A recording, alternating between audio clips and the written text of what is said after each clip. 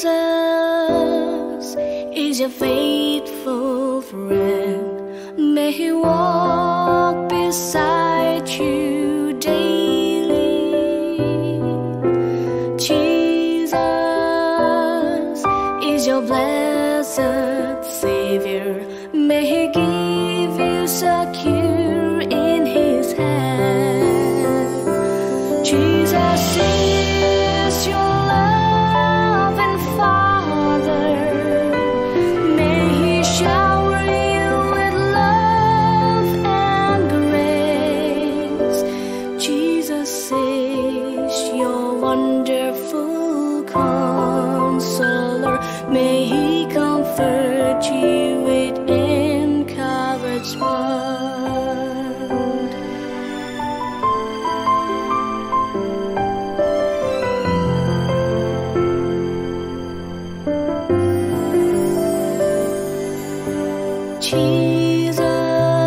Jesus is your dependable teacher. May He fill your heart with wisdom. Jesus is your victorious commander. May He reward your faithfulness. Jesus is your good shepherd. May He refresh you in green pastures often. Jesus is your refuge. He loves you forever. He will bring you His care and His love.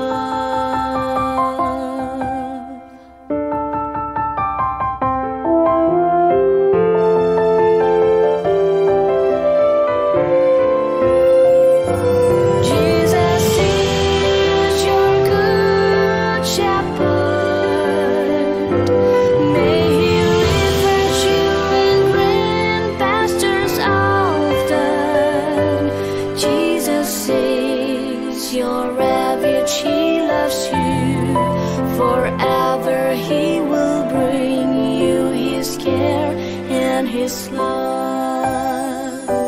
Jesus is your refuge. He loves you forever. He will bring you His care and His love.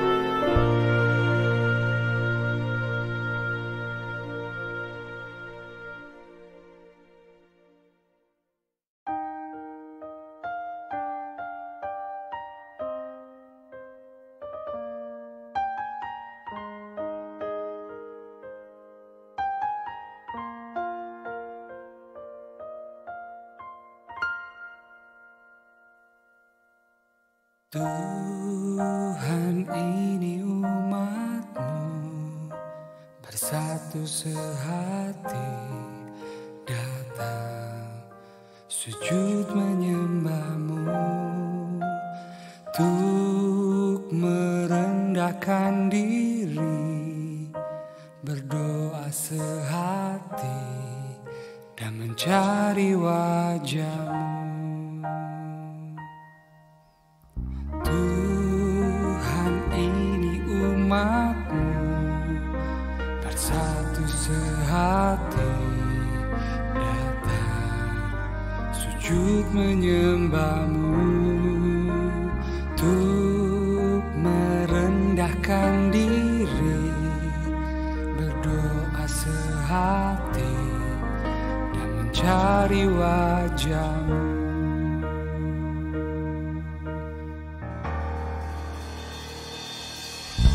Curahkanlah Tuhan kuasa urapan-Mu, penuhilah kami dengan belas kasih, untuk menangkan jiwa bagi kerajaan-Mu, sampai bumi dipenuhi dengan kemuliaan-Mu.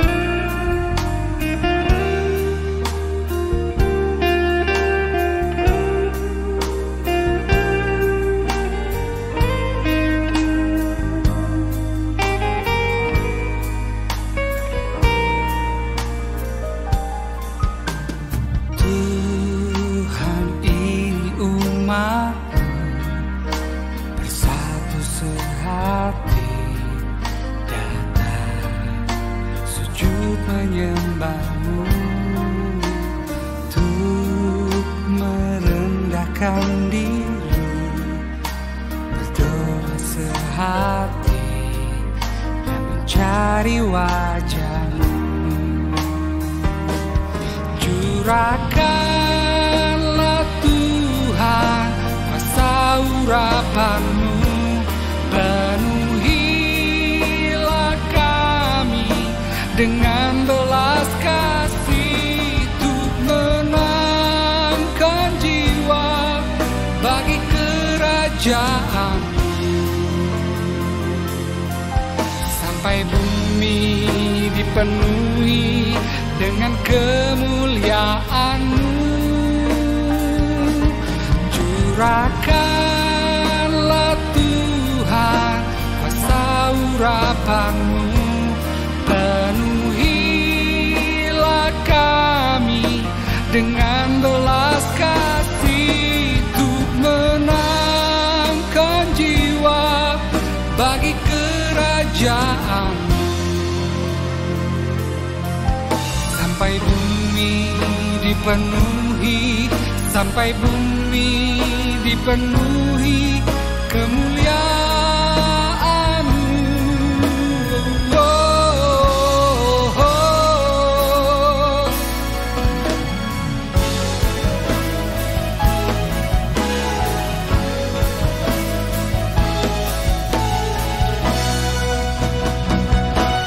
Curahkanlah Tuhan kuasa urapan-Mu, penuhilah kami dengan belas kasih, untuk menangkan jiwa bagi kerajaan, sampai bumi dipenuhi dengan kemuliaan-Mu. Tuhan, ini gereja-Mu melangkah bersama. 10, 9, 8, 7, 6, 5, 4, 3, 2, 1. Shalom, selamat pagi jemaat yang ada di rumah atau dimanapun yang bisa mengikuti ibadah online ini. Senang kita bisa berkumpul kembali di dalam hadirat Tuhan. Saya percaya hadirat Tuhan tidak dibatasi ruang dan waktu, sebab dimanapun kita berada, kita bisa berada. Kita bisa mengundang hadirat Tuhan, boleh melingkupi kita semua. Sebelum kita mulai ibadah kita pada pagi hari ini, mari kita tundukkan kepala kita, berdoa terlebih dahulu. Bapak, kami mau mengundang hadirat-Mu Tuhan, hadir di tengah-tengah kami Tuhan Yesus. Baik kami yang ada di rumah, mungkin di jalan atau dimanapun Tuhan. Kami percaya Tuhan, Engkau Allah kami yang ajaib, Engkau Allah kami yang luar biasa. Engkau Allah kami yang tidak akan pernah meninggalkan kami. Sekalipun saat ini dunia sedang bergelora, tapi kami percaya kepada-Mu Tuhan. Kami percaya kepada menara kami, gunung batu kami yang teguh, yang tidak akan pernah goyang, yang akan selalu menjaga dan melindungi kami. Terima kasih Tuhan Yesus, terima kasih. Engkau sungguh Allah kami yang dahsyat. Biar kiranya melalui ibadah online ini Tuhan, kami juga boleh dipulihkan, kami juga boleh mendapatkan kekuatan yang baru, kami juga boleh mendapatkan harapan yang baru Tuhan, yang hanya daripada Tuhan. Terima kasih Tuhan Yesus, terima kasih. Kami akan memulai ibadah kami Tuhan pada saat pagi hari ini, dan hanya di dalam nama Tuhan Yesus Kristus kami telah berdoa dan mengucap syukur. Haleluya, amin.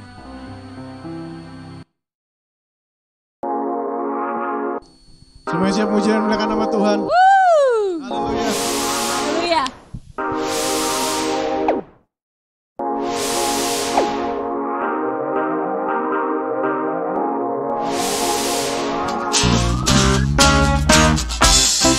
Sama-sama kita mau katakan, betapa dalamnya kasih setiamu, betapa besarnya kebaikanmu, hidupku penuhi kemuliaanmu, indahnya oh Yesus Tuhanku. betapa dalamnya Kasih setiamu, betapa besarnya kebaikanmu, hidupku dipenuhi kemuliaanmu, indahnya oh Yesus Tuhanku. sempurnalah kehidupanku, sejak kau hadir dalam hatiku, kau perhatikanku setiap waktu. Oh sungguh indahnya Yesus Tuhanku, betapa dalamnya kasih setiamu, betapa besarnya kebaikanmu, hidupku dipenuhi kemuliaanmu, indahnya oh Yesus katakan betapa dalamnya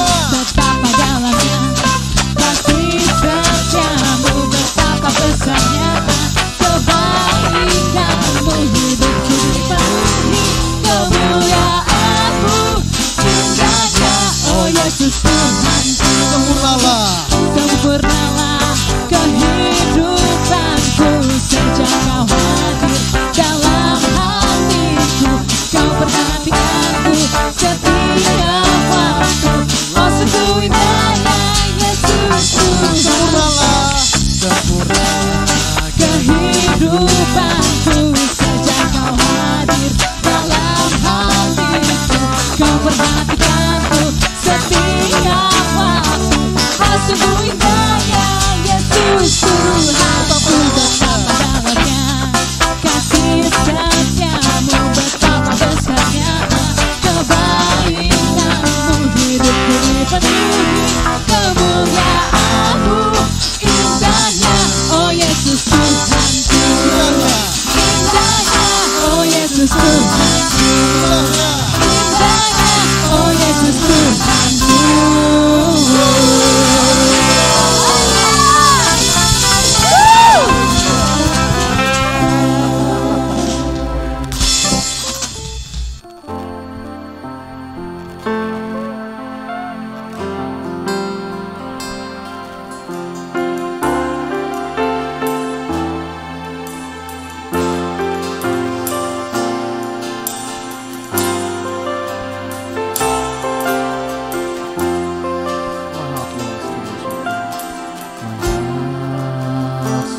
To worship you, my soul longs to see you, Jesus.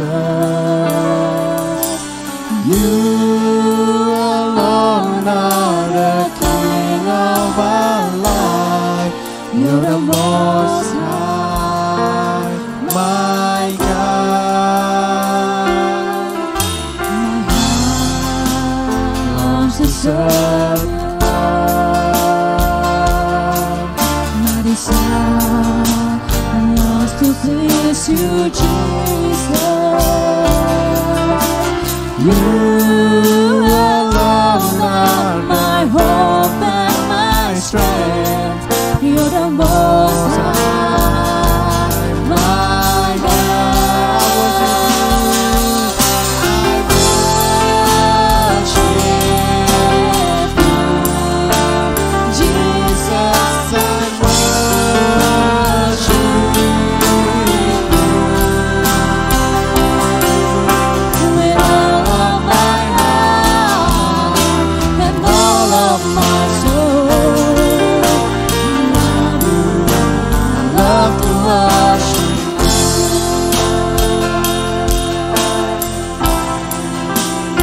My heart loves to worship you. My soul longs to see you, Jesus. You alone are the King of my life. You're the Most High, my God. My heart longs to serve you, Lord. My desire longs to please you, Jesus. You alone are my hope and my strength. You're the Most High, my God. I worship you. I worship you, Jesus. I worship you with all of my heart and all of my soul. I love to worship you. I worship you.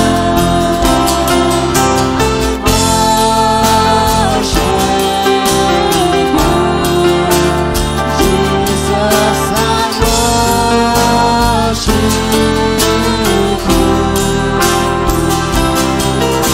with all of my heart and all of my soul. I love you. I love to worship you.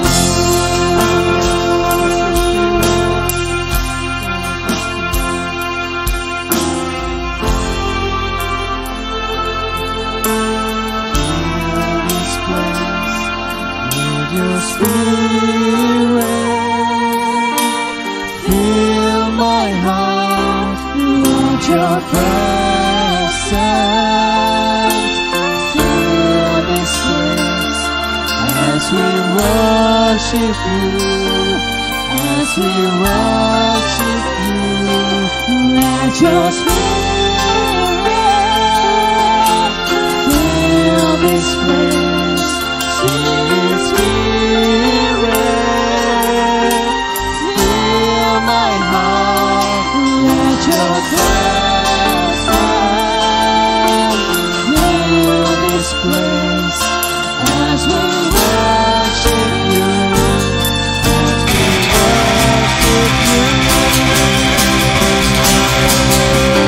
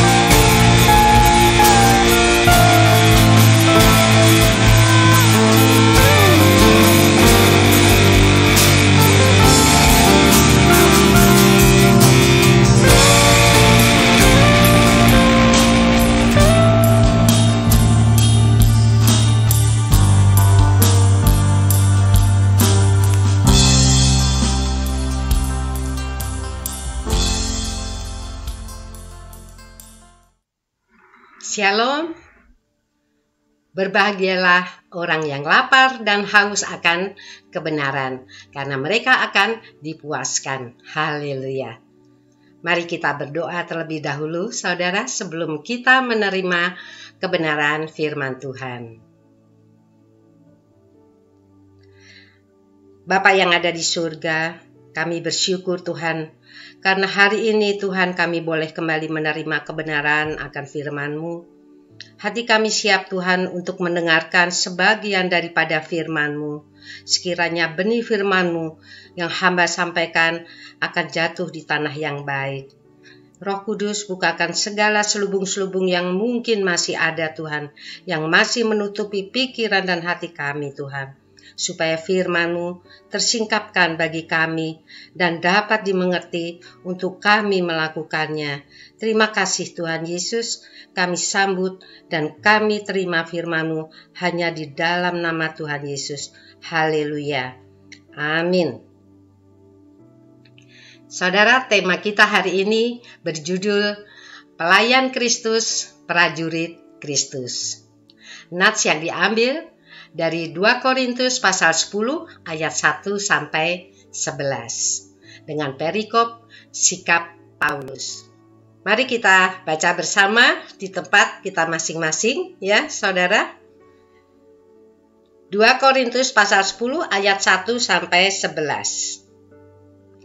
Aku, Paulus, seorang yang tidak berani bila berhadapan muka dengan kamu, tetapi berani terhadap kamu bila berjauhan. Aku memperingatkan kamu demi Kristus yang lemah lembut dan ramah.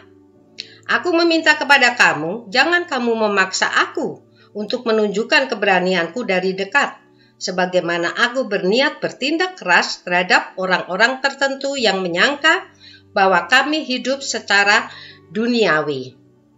Memang kami masih hidup di dunia, tetapi kami tidak berjuang secara duniawi, karena senjata kami dalam perjuangan bukanlah senjata duniawi, melainkan senjata yang diperlengkapi dengan kuasa Allah, yang sanggup untuk meruntuhkan benteng-benteng. Kami mematahkan setiap siasat orang dan merubuhkan setiap kubu yang dibangun oleh keangkuhan manusia untuk menentang pengenalan akan Allah. Kami menawan segala pikiran dan menaklukkannya kepada Kristus. Dan kami siap sedia juga untuk menghukum setiap kedurhakaan, bila ketaatan kamu telah menjadi sempurna. Tengoklah yang nyata di depan mata kamu. Kalau ada seorang benar-benar yakin bahwa ia adalah milik Kristus, hendaklah ia berpikir di dalam hatinya, bahwa kami juga adalah milik Kristus sama seperti dia. Bahkan jikalau aku agak berlebih-lebihan bermegah atas kuasa yang dikaruniakan Tuhan kepada kami untuk membangun dan bukan untuk meruntuhkan kamu, maka dalam hal itu aku tidak akan mendapat malu. Tetapi aku tidak mau kelihatan seolah-olah aku menakut-nakuti kamu dengan surat-suratku. Sebab kata orang, surat-suratnya memang tegas dan keras, tetapi bila berhadapan muka, sikapnya lemah dan perkataan-perkataannya tidak berarti. Ayat 11. Tetapi hendaklah orang-orang yang berkata demikian menginsyafi bahwa tindakan kami bila berhadapan muka sama seperti perkataan kami dalam surat-surat kami bila tidak berhadapan muka. Saudara, begitulah sikap Paulus terhadap jemaat di Korintus. Identitas seorang pelayan Kristus adalah sebagai prajurit Kristus. Dan hendaknya para pelayan Tuhan melayani sesuai dengan identitasnya. Realita pelayanan memang bukanlah suatu keadaan yang mudah, saudara. Tapi bukan berarti orang Kristen takut atau tidak melayani, karena kita diciptakan Allah untuk melayani. Sama seperti anak manusia datang bukan untuk dilayani, melainkan untuk melayani. Dan untuk memberikan nyawanya menjadi tebusan bagi banyak orang. Itu ada tertulis di dalam Injil Matius pasal 20 ayat 28. Dalam kenyataan dunia pelayanan, saudara, tidak sedikit pelayan-pelayan Kristus yang mengalami kekecewaan, bahkan putus asa, setelah menghadapi realita dunia pelayanan. Ada yang kemudian meninggalkan pelayanan dan memilih tidak mau lagi melibatkan diri dalam pelayanan apapun dalam gereja. Ada juga yang tetap bertahan, tetapi pelayanannya tidak berbuah, saudara. Mereka bertahan hanya karena tugas, sebagai tugas saja, bukan dari suatu kerinduan karena mengasihi Tuhan Yesus. Pelayan seperti itu, saudara, menurut saya adalah pelayan Kristus yang tidak dapat dipercaya. Saudara, memang ada begitu banyak masalah yang terjadi dalam pelayanan. Ya, masalah pribadi yang berbeda-beda, konflik dengan rekan pelayanan, disalah mengerti, dituduh, dicurigai, ya, difitnah, diremehkan. Semua masalah itu adalah hal-hal yang sangat mungkin dan bahkan seringkali muncul dalam dunia pelayanan. Belum lagi masalah finansial karena tuntutan kebutuhan hidup, maka lebih baik bekerja yang dapat menghasilkan uang daripada digunakan waktunya untuk pelayanan di gereja. Begitu pula dengan masalah membesarkan atau karena pendidikan anak-anak, maka tidak ada waktu lagi, saudara, untuk pelayanan dan lain sebagainya. Semua masalah itu, saudara, dengan sangat mudah dapat menjatuhkan roh semangat kita untuk melayani. Dan pada akhirnya mereka menghindar atau meninggalkan pelayanan dengan mudahnya. Oleh karena itu, saudara, kita perlu memahami dengan benar makna pelayanan dan implikasinya bagi kita. Dari perikop yang kita baca, kita dapat memperoleh pemahaman yang tepat tentang arti pelayanan. Mulai dari pasal 10 ini, saudara, Paulus memberikan pembelaan diri terhadap tuduhan-tuduhan yang ada di kalangan jemaat Korintus yang mempermasalahkan integritas diri dan pelayanannya, serta kredibilitas kerasulannya. Paulus dituduh penakut. Ia dinilai lemah saat berhadapan muka. Ia dituduh mementingkan diri sendiri. Ia dituduh mencari keuntungan pribadi dari pelayanan yang dilakukannya.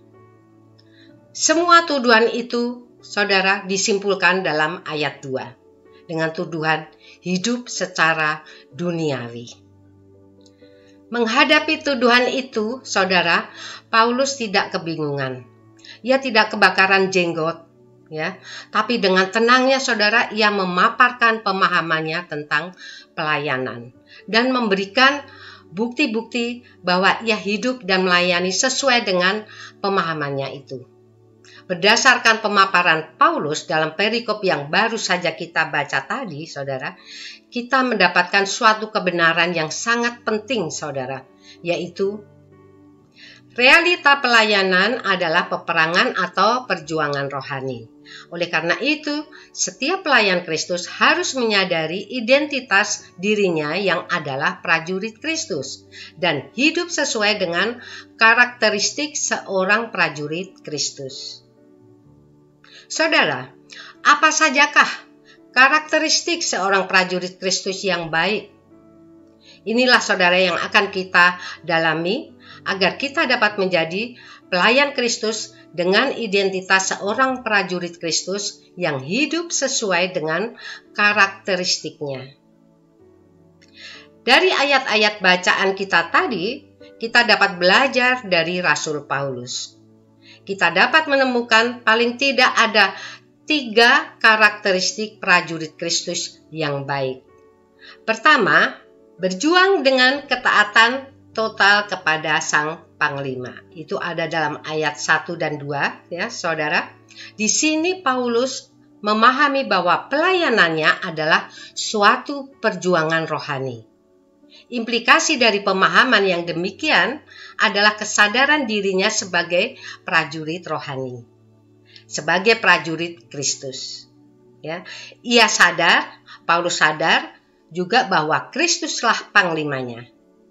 Kita dapat juga mengetahui tentang hal ini dari Efesus pasal 6 ayat 12 dan juga 2 Timotius pasal 2 ayat 3 dan 4. Mari kita baca juga ayat-ayat ini ya, saudara. Efesus 6 ayat 12. Karena perjuangan kita bukanlah melawan darah dan daging, tetapi melawan pemerintah-pemerintah, melawan penguasa-penguasa, melawan penghulu-penghulu dunia yang gelap ini, melawan roh-roh jahat di udara. Dan 2 Timotius pasal 2 ayat 3 dan 4 mengatakan demikian, saudara. Ikutlah menderita sebagai seorang prajurit yang baik dari Kristus Yesus. Seorang prajurit yang sedang berjuang tidak memusingkan dirinya dengan soal-soal penghidupannya, supaya dengan demikian ia berkenan kepada komandannya. Kembali kepada perikop kita, saudara, Paulus mengerti bahwa masalah yang dihadapinya dalam relasi dengan jemaat di Korintus sebenarnya merupakan realita pelayanan yang sulit, di mana sedang terjadi suatu peperangan rohani. Ia sedang menghadapi suatu kekuatan yang tidak kelihatan, yang memanifestasikan diri dalam diri orang-orang yang telah merusak jemaat Korintus. Dan itu jelas merupakan musuh rohani yang tidak nampak. Musuh itu telah memprovokasi Paulus dan jemaat Korintus sedemikian rupa, saudara. Paulus dibenturkan dengan jemaat Korintus yang adalah buah pelayanannya. Betapa sulit dan menyedihkan kenyataan ini bagi Paulus. Peperangan rohani ini tentu tidak dapat diselesaikan dengan cara duniawi. Karena jika Paulus menggunakan cara duniawi untuk mengatasi masalah itu, saudara, maka si musuh yaitu iblis akan mengambil keuntungan. Dan Paulus sendiri justru akan menjadi pihak yang kalah. Marilah kita memperhatikan frasa yang ada di ayat 1, saudara. Aku memperingatkan kamu demi Kristus yang lemah lembut dan ramah. Nah, berdasarkan teks dalam bahasa aslinya, frasa ini lebih baik jika diterjemahkan demikian, saudara. Aku memperingatkan kamu dengan kelemah lembutan dan keramahan Kristus. Pernyataan yang demikian ini menunjukkan sikap Paulus yang meneladani Kristus sang panglimanya. Karena itu, saudara, dapat dipastikan bahwa Paulus tidak menaklukkan dirinya untuk mengikuti pancingan dan godaan untuk bertindak keras atau kasar. Ia lebih memilih untuk bertindak lemah lembut dan ramah, karena ia mengikuti teladan Kristus. Sebagai pelayan Kristus, saudara, Paulus sadar bahwa ia adalah imitasi Kristus. Hal ini sejajar dengan apa yang dikemukakan oleh Rasul Yohanes dalam 1 Yohanes pasal 2 ayat 6 yang mengatakan demikian, saudara. Barang siapa mengatakan bahwa ia hidup di dalam Kristus, ia wajib hidup sama seperti Kristus hidup. Paulus mengadopsi karakter Kristus yang lemah lembut dan ramah. Dalam relasinya dengan jemaat Korintus, meskipun ia mendengar suara-suara yang sumbang, saudara, tetapi Paulus menanggapinya dengan penuh kesabaran. Bukan dengan kelemah lembutan dan keramahannya sendiri yang sangat terbatas, tetapi dengan kelemah lembutan dan keramahan Kristus. Paulus telah meneladani Kristus panglimanya. Kesediaannya untuk meneladani Kristus karena belajar dari Kristus. Bukankah itu merupakan bentuk ketaatan yang total dan tulus, saudara? Berbeda dengan prajurit dunia. Mereka bisa taat kepada atasan tanpa perlu meneladani karakter atasannya. Tetapi prajurit rohani yang baik menunjukkan ketaatannya secara total, luar dalam, tindakan, sifat, dan karakternya. Saudara, Apa yang perlu kita contoh dari sikap Paulus dalam pelayanannya di sini? Paulus tidak tunduk kepada godaan-godaan. Paulus tidak tunduk kepada keinginan-keinginannya atau dorongan dalam dirinya yang manusiawi. Paulus tidak tunduk pada emosinya, ya, tetapi Paulus tunduk kepada Kristus, Sang Panglimanya. Saudara yang dikasihi Tuhan, kita sebagai pekerja atau pelayan Tuhan, kita juga adalah prajurit Kristus, dan Kristuslah Panglima kita. Tetapi kita tetap perlu waspada, ya, sebab dalam realita pelayanan, saudara, ada begitu banyak hal yang dapat menjadi panglima-panglima kita yang dapat menggeser posisi Kristus. Siapa mereka, saudara? Hamba Tuhan senior, majelis-majelis atau diaken-diaken yang dominan, bahkan orang-orang yang terdekat pun dengan kita, suami atau istri kita, anak-anak kita, keluarga kita. Suara-suara mereka, saudara, akan sangat mempengaruhi kita dalam pelayanan. Suara-suara itu bisa membuat suara Tuhan menjadi nyaris tidak terdengar. Atau bahkan lebih celakanya lagi, saudara, suara Tuhan sama sekali tidak terdengar oleh kita. Lalu jadinya kita dikomando oleh suara-suara manusia, bukan oleh suara Tuhan. Saudara, suatu ketaatan tidak lepas dari kemauan untuk meneladani. Ya, siapa yang akan kita teladani? Manusia memang bisa menjadi teladan kita, ya, tapi dalam batas-batas tertentu saja. Kita tidak boleh memutlakkan teladan manusia. Jika kita memutlakkan teladan manusia, maka kita menjadikan dia sebagai panglima kita.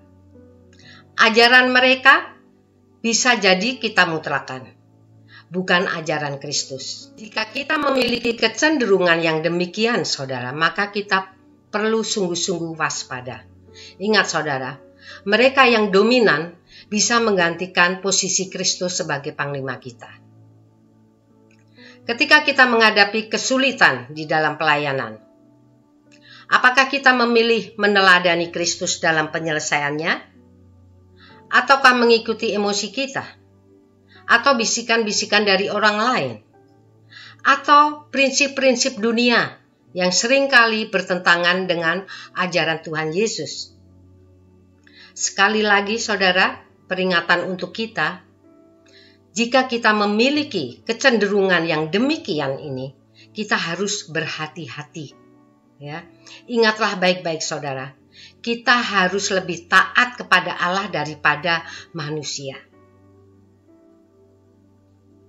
Karakteristik yang kedua seorang prajurit Kristus adalah berjuang dengan senjata yang diperlengkapi kuasa Sang Panglima. Itu dalam ayat 3 dan 4. Saudara, Paulus dengan penuh kesadaran bahwa perjuangannya adalah perjuangan rohani, peperangan rohani.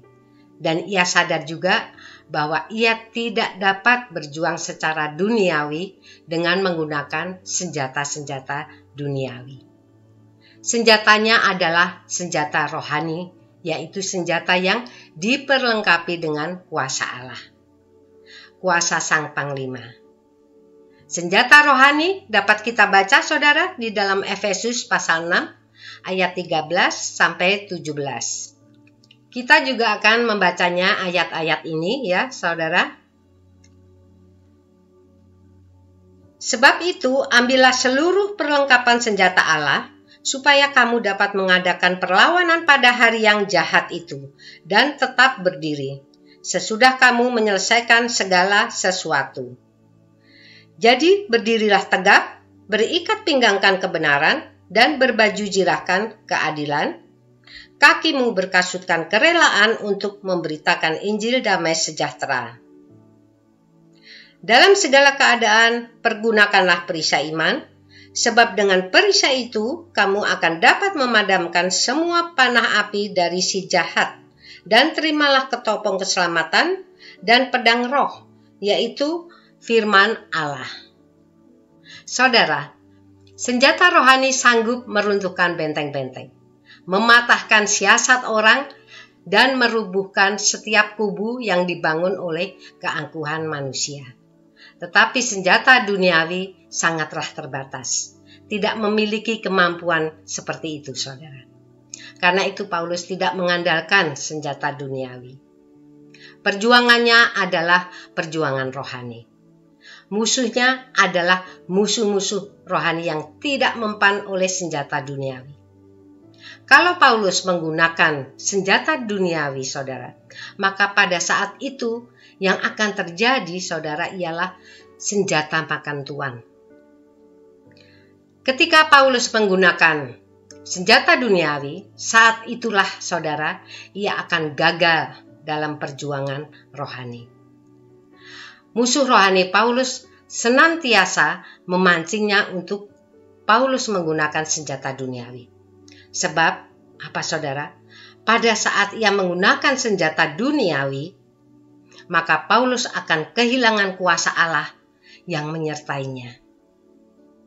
Di kalangan orang-orang Romawi, kemenangan ditentukan berdasarkan keahlian berdebat, saudara. Menang berdebat berarti menang pengaruh. Itulah hikmat duniawi yang menjadi senjata-senjata andalan orang dunia. Keahlian memutar lidah adalah senjata pamungkas bagi orang dunia. Apakah Paulus tidak mempunyai kemampuan seperti itu, saudara? Saya yakin ia punya. Ia seorang yang berpendidikan tinggi. Ya, tetapi dalam konflik dengan jemaat Korintus, Paulus tidak mengandalkan semua senjata duniawi itu. Ia mengandalkan kuasa senjata Allah. Senjata Allah dan cara Allah seringkali, saudara, merupakan suatu paradoks, saudara. Jika kita membaca di Efesus pasalnya yang ke-6 ayat 6-10, kita dapat melihat hal itu. Berbagai kesukaran dan penderitaan dihadapi oleh Paulus dengan kesabaran, bukan dengan usaha-usaha yang mengandalkan kekuatan hikmat manusia. Paulus bisa saja, saudara, dengan mengandalkan kemampuannya, bisa juga mengandalkan pengetahuannya. Karena Paulus juga memiliki ketenarannya, popularitasnya selama ini, atau pengalaman hidupnya yang hebat untuk dipakai sebagai dasar pembelaan dirinya. Sekaligus usaha menarik banyak orang. Tetapi Paulus tidak melakukan semua itu, saudara. Jika Paulus menggunakan semua kelebihannya, maka sesungguhnya ia tidak sedang melayani Kristus, tetapi melayani diri sendiri. Melayani egonya, nafsunya, dan ambisi-ambisinya. Saudara, sekali lagi saya ingin tekankan di sini bahwa realita pelayanan adalah perjuangan rohani. Karena itu, saudara, sebagai prajurit rohani, hendaknya kita berjuang secara rohani dengan menggunakan senjata-senjata rohani yang diperlengkapi dengan kuasa Allah. Ada begitu banyak godaan bagi kita untuk mengandalkan senjata-senjata duniawi. Dan ada banyak senjata duniawi yang senantiasa, saudara, menggoda kita untuk memakainya. Mungkin kita punya seabrek kemampuan, bergudang-gudang pengetahuan yang dapat kita pakai untuk menghadapi berbagai kesulitan. Apakah kita mengandalkan semua itu dalam pelayanan kita, saudara? Waspadalah, saudara, karena ketika kita mengandalkan hal-hal itu, saat itulah kita kalah. Atau mungkin kita punya banyak kelebihan, punya banyak talenta dan karunia. Semua itu tidak cukup, saudara, untuk kita andalkan dalam perjuangan rohani. Ya, bahkan semua itu bisa menjatuhkan kita. Jika kita mengagungkan semuanya itu, talenta kita, karunia kita, kecerdasan kita, kekuatan fisik kita, maka secara rohani, saudara, saat itu juga kita sedang terkapar. Kesombongan sedang menggerogoti kita. Seperti penyakit kanker, saudara, yang ganas. dan kekalahan total hanya tinggal menunggu sedikit waktu saja. Dan dalam pelayanan, saudara, juga ada godaan bagi kita untuk bersaing. Bisa saja terjadi dalam keadaan seperti itu, kita tergoda untuk segera menunjukkan akan eksistensi kita, ya, dengan show of force. Kita tunjukkan semua kemampuan kita sambil meremehkan kemampuan orang lain. Mungkin secara kasat mata kita ini menjadi orang yang kuat. Tetapi saudara, sesungguhnya dalam dimensi rohani kita sedang sekarat. Rekan sepelayanan dipandang sebagai lawan. Sehingga kita berjuang untuk mengatasinya, bahkan menyingkirkannya. Jika hal itu terjadi, saudara, maka setan-setan akan bertepuk tangan karena kita telah kalah secara rohani. Juga berhati-hatilah, saudara, dalam berbicara. Mungkin kita memiliki karunia berkata-kata, ya, tapi janganlah dipakai untuk berdebat, untuk membenarkan diri sendiri. Perkatakan apa yang benar dan yang manis didengar, dengan hikmat yang daripada Tuhan, bukan hikmat dunia. Perkataan yang dapat membangun, saudara, yang dapat menjadi berkat, bukan kutuk. Mari saudara, sebagai prajurit Kristus, kita harus berjuang dengan mengandalkan senjata yang diperlengkapi dengan kuasa panglima kita, bukan dengan senjata-senjata duniawi.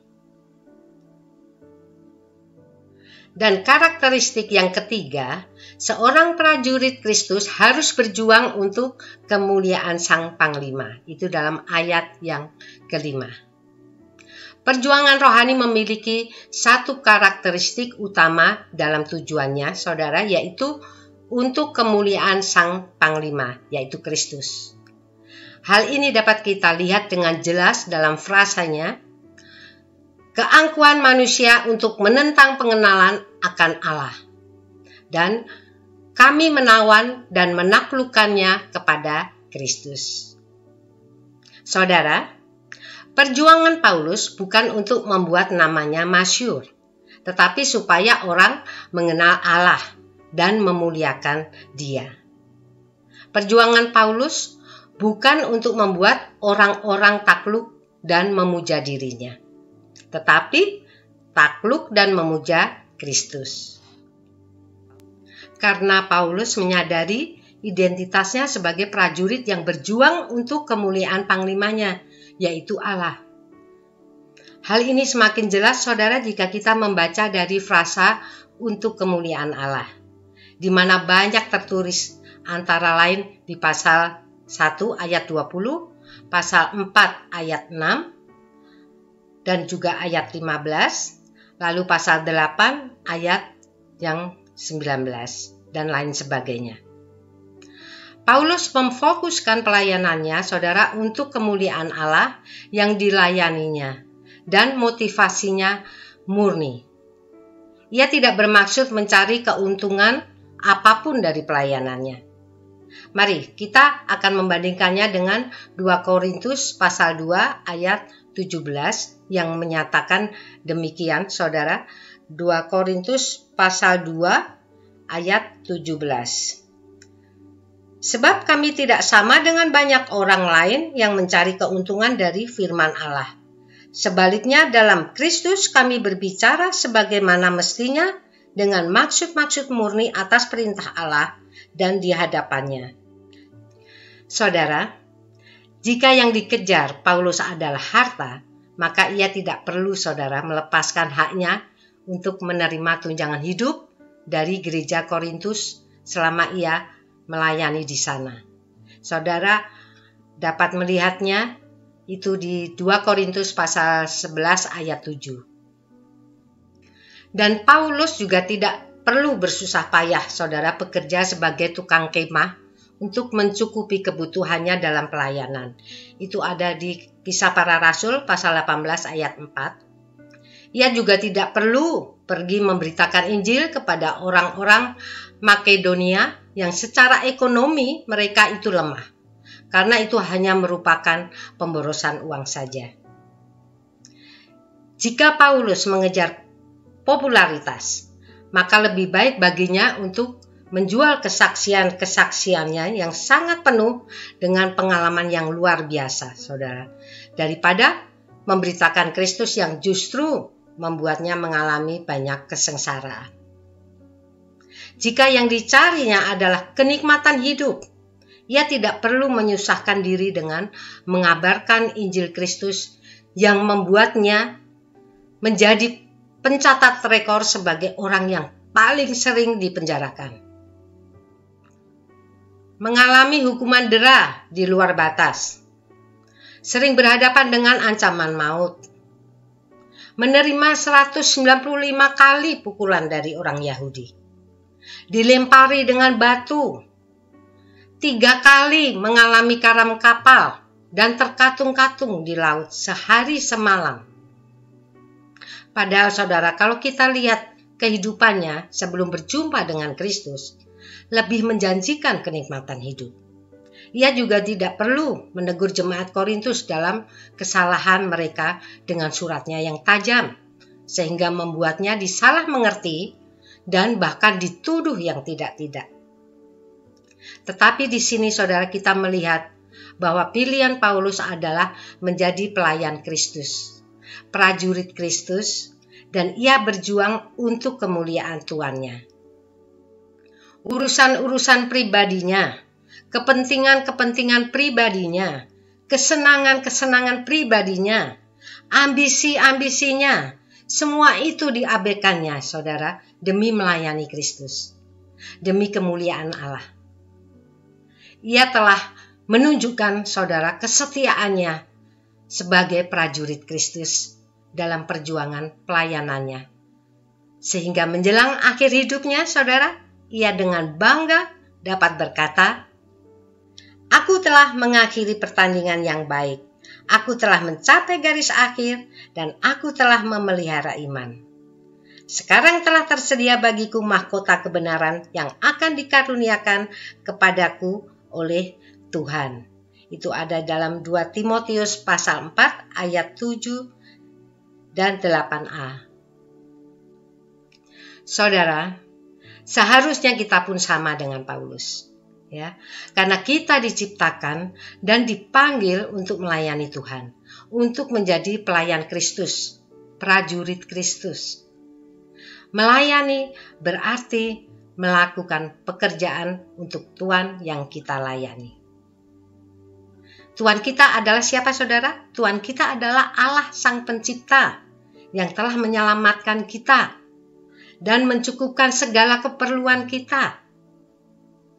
Orang percaya yang tidak mau melayani, dia adalah orang percaya palsu, kalau boleh saya mengatakannya. Yang tidak punya berterima kasih, yang hanya menyalahgunakan akan kebaikan, kemurahan, dan kasih Allah. Yang mau selamat, mau diberkati, dan yang mau dilayani saja. Kita perlu mendoakan mereka, saudara, agar mereka mau bertobat dan berbalik dari jalannya yang jahat. Sekali lagi, saudara, kita sebagai orang percaya yang sungguh-sungguh percaya adalah prajurit rohani, dan Allah adalah panglima kita. Kita harus berjuang untuk kemuliaan Allah, panglima kita. Tetapi saudara, bagi para pelayan Tuhan yang takut akan Tuhan, juga perlu terus menguji dan mengevaluasi motivasi kita. Sungguhkah kita selama ini berjuang untuk kemuliaan Allah? Mungkin saja, saudara, kita memang berjuang untuk kemuliaan Allah, tetapi sambil sedikit mencuri kemuliaan bagi diri sendiri. Kita juga perlu berhati-hati kalau orang mulai memuji kita. Karena apa, saudara? Hal itu bisa membuat motivasi kita bergeser. Setiap perasaan bangga karena dipuji oleh khalayak merupakan peringatan keras bagi kita, saudara, untuk menguji kembali motivasi pelayanan kita. Demikian juga dengan kualitas tempat pelayanan. Itu juga bisa membelokkan motivasi kita dalam melayani Tuhan. Ada tempat-tempat yang basah dan ada tempat-tempat yang kering.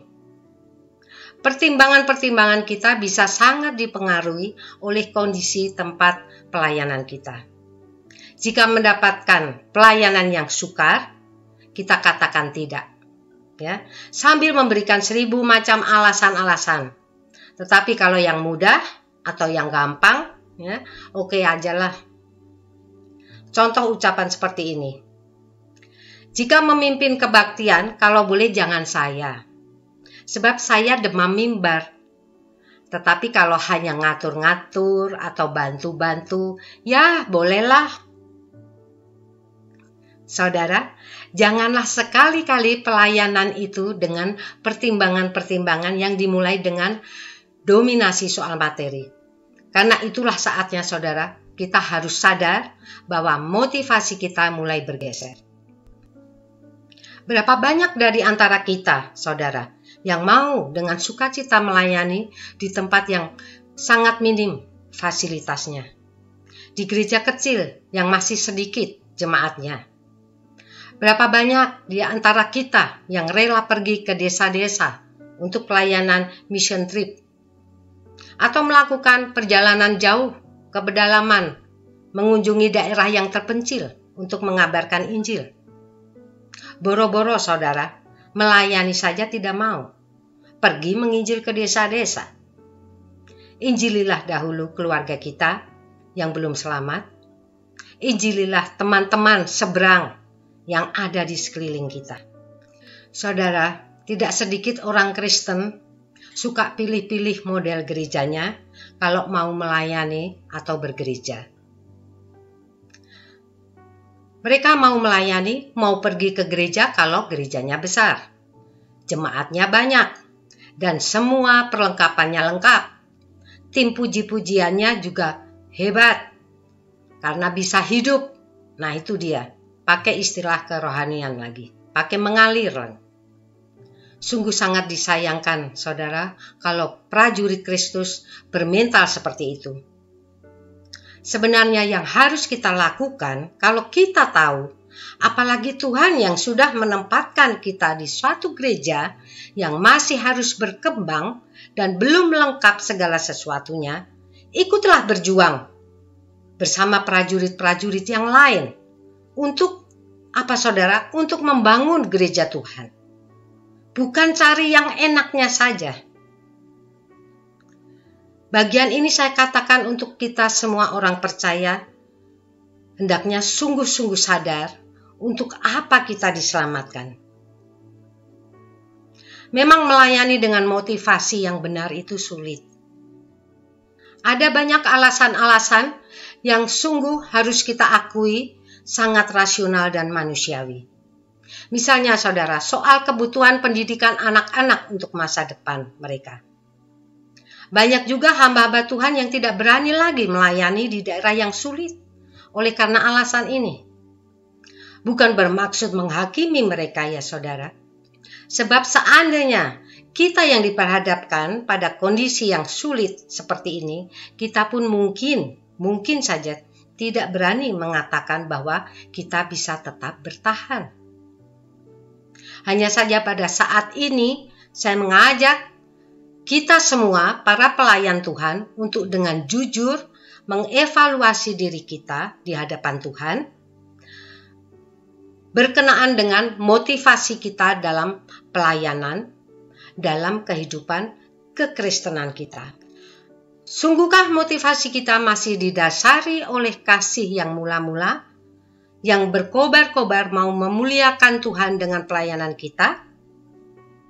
Ataukah motivasi kita telah bergeser?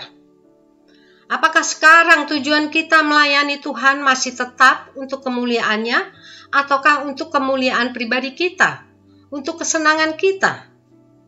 Apakah tujuan kita menjadi orang Kristen hanya untuk menerima berkat-berkat Tuhan saja, tanpa melayani pemberi berkat? Saudara, tidak ada medan-medan pertempuran yang mudah dan enak. Semuanya menjanjikan tantangan, semuanya menjanjikan kesulitan, semuanya menjanjikan ancaman bahaya. Tetapi satu hal harus kita ingat, saudara, dan kita tanamkan baik-baik dalam hati kita, bahwa pelayanan bagi Tuhan menjanjikan sukacita sejati. Perjuangan bagi kemuliaan Tuhan menjanjikan kemenangan kekal. Perjuangan kita adalah merebut dan menarik jiwa-jiwa yang tersesat dan yang belum mengenal keselamatan untuk dibawa kepada Tuhan Yesus. Ini adalah suatu perjuangan yang sangat mulia. Dalam kacamata dunia mungkin kita dinilai bodoh. Ya, dalam perhitungan manusia kita bisa dinilai kurang kerjaan. Bahkan kita bisa dianggap orang yang ngesok rohani. Tetapi kita perlu mengingat akan Yesus Kristus. Saudara, bukankah dalam perjuangannya di kayu salib, ia dinilai gagal oleh dunia? Menurut ukuran manusia, ia hina. Tetapi menurut Allah, saudara, ia penuh kemuliaan. Menurut manusia, kematiannya memalukan. Tapi bagi Allah, suatu kebanggaan. Menurut manusia, ia kalah total. Tetapi bagi Allah, saudara, ia meraih kemenangan kekal. Kristus sebagai panglima kita sudah terlebih dulu menunjukkan dirinya, saudara, sebagai prajurit yang menang. Kristus telah memenuhi karakteristik prajurit rohani yang baik. Maka kita sebagai pelayan-pelayannya, sebagai prajurit-prajurit rohani, kita harus meneladani Kristus, agar kita menjadi prajurit yang berkenan kepada Panglima Agung kita, yaitu Allah sendiri. Oleh karena itu, saudara, saya ingin mengajak saudara, marilah kita terus berjuang untuk meningkatkan kualitas kita sebagai prajurit-prajurit Kristus yang baik, yang benar, dan yang dapat dipercaya. Amin, saudara. Mari kita berdoa untuk menutup pemberitaan firman Tuhan pada siang hari ini. Haleluya. Ya Tuhan, kami bersyukur untuk firman yang telah kami terima, Tuhan. Engkau telah menyadarkan kami, Tuhan, siapa kami sebenarnya, Tuhan. Mengapa Engkau ciptakan kami di bumi ini, Tuhan. Mengapa Engkau anugerahkan keselamatan bagi kami, Tuhan. Ampunilah kami, Tuhan. Bila selama ini, Tuhan, kami hanya mengharapkan berkat-berkat-Mu saja, Tuhan, tanpa melayani Engkau sebagai Allah kami, Tuhan. Kami siap, Tuhan, untuk kembali atau menjadi pelayan Kristus dengan karakter sebagai prajurit rohani yang mau berjuang dengan ketaatan kepadamu saja, Tuhan. Kami mau berjuang dengan perlengkapan senjata Allah dan juga terutama berjuang untuk kemuliaan-Mu saja, Tuhan. Bukan kemuliaan diri kami sendiri, Tuhan. Sekiranya, Tuhan, perjuangan kami dapat juga memenangkan banyak jiwa-jiwa, Tuhan, bagi kerajaan-Mu, Tuhan. Sebab kami percaya, Tuhan, Roh Kudus-Mu selalu menyertai kami dan juga yang memampukan kami dalam setiap perjuangan rohani yang harus kami hadapi, Tuhan. Dan kemenangan demi kemenangan Engkau akan berikan, Tuhan. Dan bahkan kami akan menjadi lebih daripada pemenang. Terima kasih Tuhan Yesus untuk firman-Mu. Dalam nama Yesus kami sudah berdoa dan mengucap syukur. Haleluya. Amin. Tuhan Yesus memberkati. Shalom. Puji Tuhan, kita semua telah diberkati dari pemberitaan firman Tuhan yang sudah kita dengar pada hari ini. Kini tiba saatnya kita akan mendengarkan pengumuman. Ibadah Raya GMI masih dijalankan secara online setiap hari Minggu pukul 10 dan melalui website GMI. Dan doa bersama sebelum ibadah dimulai pukul 9:45 sampai pukul 9:45 melalui Webex dan nomor ID juga sudah tertera di sini. Seminar online GMI pengganti dari Retreat GMI bertemakan dibebaskan dari angkatan yang jahat. Diadakan pada hari Jumat tanggal 9 Oktober sampai dengan hari Minggu tanggal 11 Oktober 2020. Garis besar dari kegiatan seminar sebagai berikut. Hari Jumat dimulai pukul 18.15 sampai pukul 20.30 bersama para staf gembala GMI. Hari Sabtu dimulai pukul 8.15 sampai pukul 8:30 malam bersama hamba-hamba Tuhan dari Indonesia dan Amerika yang adalah Pendeta Daniel Tansil mengisi sesi 1 dengan tema Memenuhi Panggilan Tuhan di Era New Normal.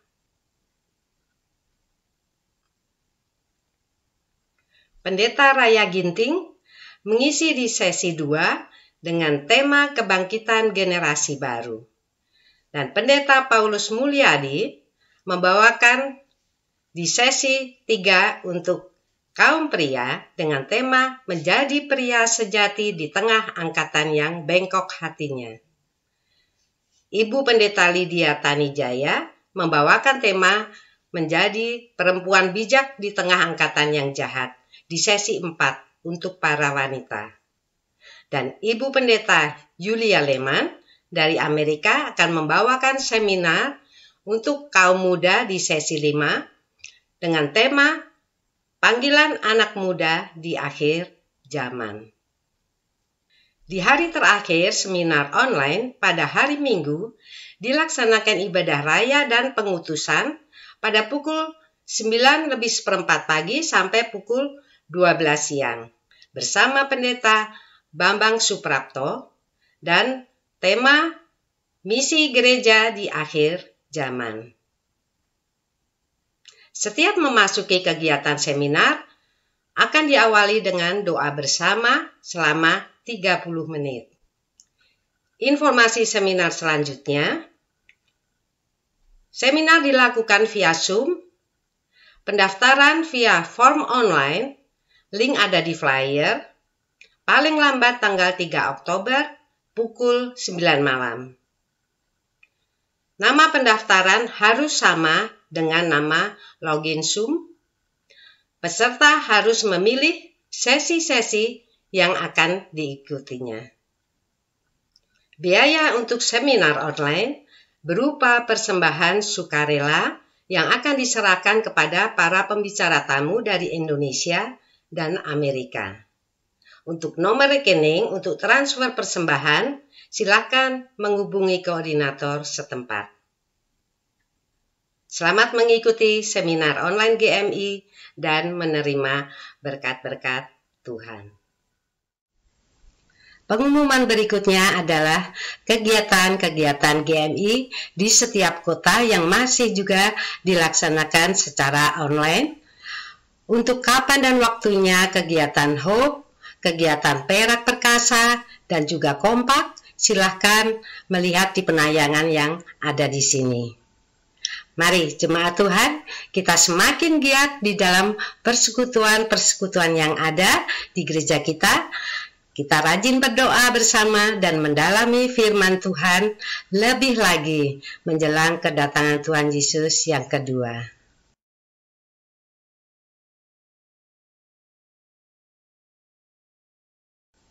Persembahan syukur atau kolektor dapat kita lakukan melalui dua cara. Pertama, kita dapat transfer ke rekening GMI EVO ke nomor yang tertera di sini juga. Saudara dapat buat foto atau mencatatnya juga bisa. Lalu cara kedua, persembahan dimasukkan ke dalam envelope dan disimpan dahulu saudara. Bila nanti ibadah raya sudah dijalankan seperti biasa di gedung gereja, persembahan yang sudah terkumpul itu dapat dimasukkan ke dalam kantong pundi persembahan. Dana untuk Christelijke Gästehuizen Willingen masih dijalankan sampai akhir bulan ini.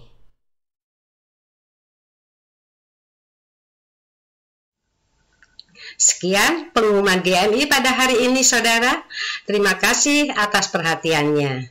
Dan selanjutnya Bapak Gembala kita, Pendeta Silvanus Sobaja akan menutup ibadah kita dengan doa dan juga doa berkat. Setelah itu, saudara, kita akan menaikkan sebuah pujian syukur kita kepada Tuhan Yesus yang sudah memimpin ibadah kita pada hari ini. Tuhan Yesus memberkati. Bapak-bapak, ibu-ibu, dan saudara-saudara yang dikasihi Tuhan, kita bersyukur kalau kita boleh mengikuti ibadah hari ini dan boleh diberkati oleh kebenaran firman Tuhan yang sudah disampaikan tadi. Mari kita mau menutup ibadah kita dengan doa bersama. Mari kita berdoa. Tuhan Yesus, kami mengucap syukur untuk anugerah-Mu, untuk kasih dan pertolongan-Mu. Kami bersyukur kalau hari ini kembali kami boleh diberi kekuatan, diberi nasihat sesuai dengan apa yang sudah disampaikan oleh Ibu PDP Ani Bustami tadi tentang bagaimana kami harus menjadi pelayan-Mu Tuhan, yang sungguh-sungguh bisa berjuang dengan ketaatan kepadamu Tuhan, berjuang dengan ketaatan total kepadamu Tuhan, berjuang dengan perlengkapan senjata yang Kau sudah berikan kepadanya, dan berjuang untuk kemuliaan nama-Mu. Mari Tuhan, jadikan kami Tuhan pelayan-pelayan-Mu, prajurit-prajurit-Mu yang berani maju sesuai dengan apa yang sudah Engkau firmankan dalam kebenaran firman-Mu. Kami tahu Tuhan, Engkau juga pernah berkata dalam Yohanes 12 ayat 26, barang siapa melayani aku, ia harus mengikuti aku, dan di mana aku berada, di situ pun pelayanku akan berada. Barang siapa melayani aku, ia akan dihormati Bapa. Kami bersyukur Tuhan, karena janji ini Engkau sudah berikan kepada kami. Mari Bapa, Engkau kiranya boleh memberkati kami yang sudah boleh mendengar firman-Mu, supaya kami bukan hanya menjadi pendengar yang baik, namun kami juga boleh menjadi pelaku-pelaku firman-Mu Tuhan. Mari Tuhan berkati Ibu PDP Ani Bustami bersama Pak Budi, supaya mereka juga Engkau berkati dengan semakin luar biasa. Berkati kami semua, kami percaya jerih payah kami di dalam persekutuan dengan Tuhan tidak pernah sia-sia. Tuhan, sebelum kami menutup ibadah ini, kami juga ingat akan bangsa dan negara kami Indonesia. Mari Tuhan berkati bangsa kami dalam menghadapi pergumulan di tengah COVID-19 ini, supaya bangsa kami tetap ditolong oleh kuasa Tuhan di dalam hal ekonomi, dalam hal menangani apa yang sedang terjadi di Indonesia, supaya Indonesia tetap dijaga, boleh berjalan sesuai dengan kehendak Tuhan.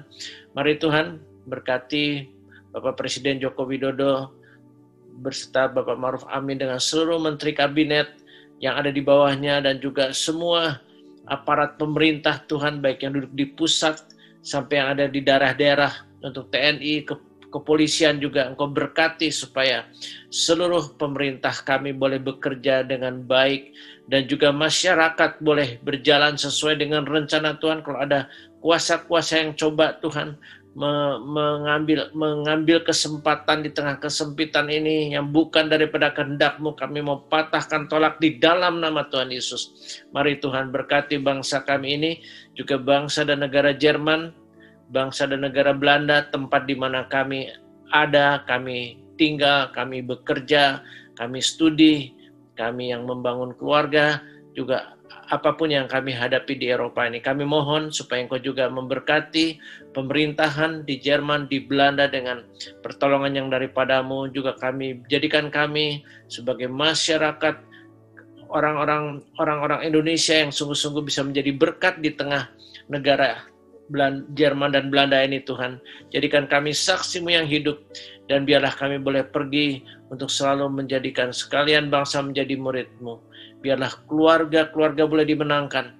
Biarlah orang-orang generasi muda juga boleh dimenangkan di akhir zaman ini. Kami mohon Engkau sendiri yang boleh mengerjakan itu dalam diri kami Tuhan. Kami mau menjadi saksi-Mu yang hidup. Terima kasih Tuhan. Terima kasih untuk anugerah-Mu. Sebentar kami akan meninggalkan forum online ini. Kau berkati kami sepanjang minggu ini dalam hal apa yang akan kami kerjakan sepanjang minggu ini.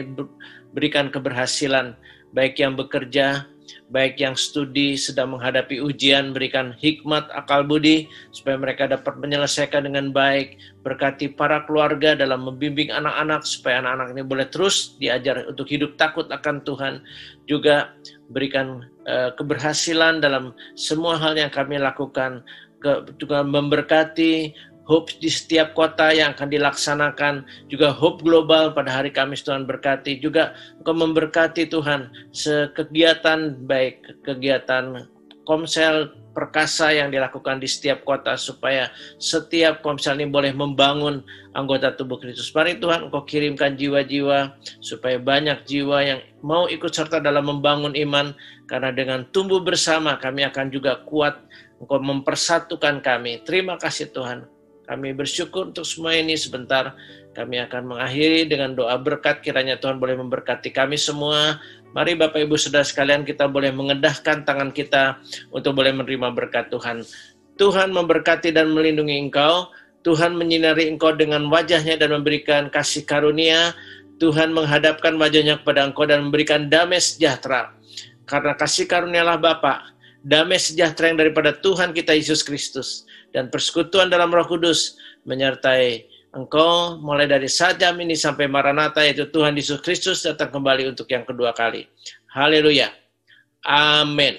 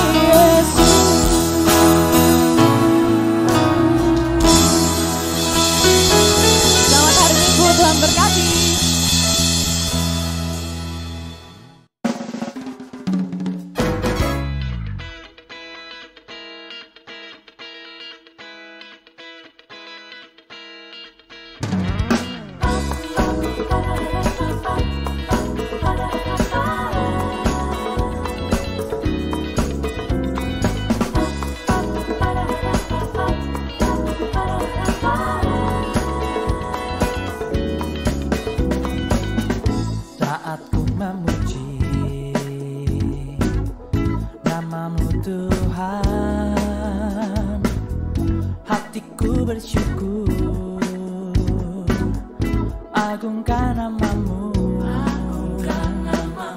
Kau Allah berkasa, lidah mengaku, setiap lutut bertelut, menyembahmu Tuhan. Ku bawa pujian syukur bagimu Allahku.